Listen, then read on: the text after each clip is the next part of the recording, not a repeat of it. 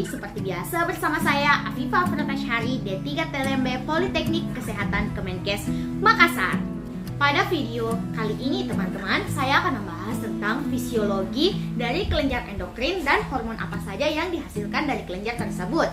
Tetapi saya juga akan membahas tentang anatomi dari tubuh mana yang ada kelenjar endokrinnya. Untuk itu, mari kita mulai videonya. Sistem endokrin sendiri adalah jaringan kelenjar yang memproduksi dan melepaskan hormon. Hormon ini membantu mengontrol banyak fungsi penting, termasuk kemampuan mengubah kalori menjadi energi yang digunakan untuk menjalankan fungsi seluruh sel organ tubuh. Sedangkan hormon itu merupakan bahan kimia yang mengatur berbagai fungsi tubuh. Zat ini berfungsi untuk membawa pesan melalui darah menuju organ, kulit, otot, dan jaringan lainnya.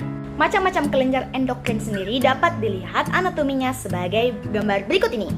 Gambar ini menunjukkan ketujuh macam dari kelenjar endokrin teman-teman. Hormon-hormon apa saja yang dihasilkan oleh kelenjar endokrin? Dimulai seperti kelenjar hipofisis. Kelenjar hipofisis sendiri menghasilkan hormon thyroid stimulating hormone atau TSH, adrenergic hormone ACTH, thyroid stimulating hormone FSH, luteinizing hormone LH, prolactin growth hormone GH, dan melanocortin stimulating hormone. Lalu ada juga oksin dan yang terakhir fermentin atau antidiuretic hormone atau yang disingkat dengan ADH. Nah, masing-masing ini teman-teman hormon yang dihasilkan memiliki beberapa fungsi. Contohnya seperti merangsang kelenjar tiroid itu pada thyroid stimulating hormone. Lalu yang terakhir tadi ADH atau anti-androgen hormone berfungsi sebagai kadar air dalam tubuh. Lalu selanjutnya ada hormon yang dihasilkan oleh kelenjar tiroid. Itu ada dua hormon, yakni tiroksik dan prolaktin dan kalsitonin. Dan berfungsi sebagai yang pertama berfungsi sebagai metabolisme pertumbuhan fisik dan yang terakhir menjaga keseimbangan kalsium dalam darah. Selanjutnya ada kelenjar paratiroid. Nah, ini berbeda ya teman-teman. Kelenjar ini hanya mengekresi satu hormon saja, yakni hormon parahormon. Paratonhormon berfungsi mengendalikan kadar kalsium dalam darah. Selanjutnya ada hormon yang dihasilkan oleh kelenjar adrenal.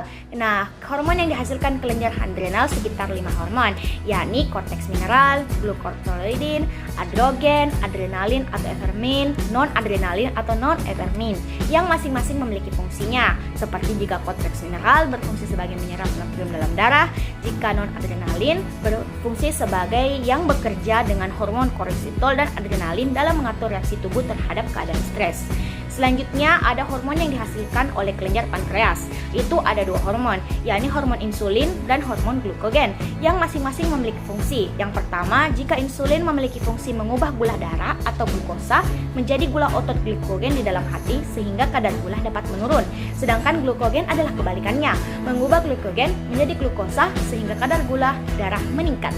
Selanjutnya ada kelenjar gonad. Kelenjar gonad sendiri terbagi atas 3 hormon, yakni hormon yang dihasilkan oleh kelenjar gonad pada wanita, yakni estrogen dan progesteron.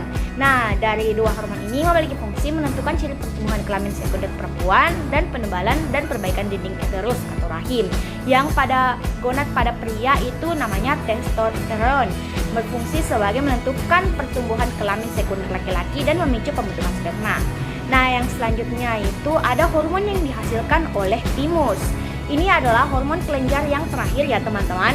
Hormon kelenjar pada timus ini menghasilkan dua hormon, yakni timopiotin dan timulin. Kedua hormon ini berperan dalam proses perubahan sel T menjadi sel-sel spesifik. Selanjutnya, yang terakhir adalah timosin, menguatkan respon imun dengan stimulasi pembentukan sel T. Itu adalah fungsi dari timosin. Itu tadi adalah hormon-hormon yang dihasilkan oleh kelenjar endokrin teman-teman. Yeay, video kali ini telah selesai. Saya mengucapkan terima kasih terhadap viewers saya yang telah menonton sampai akhir video.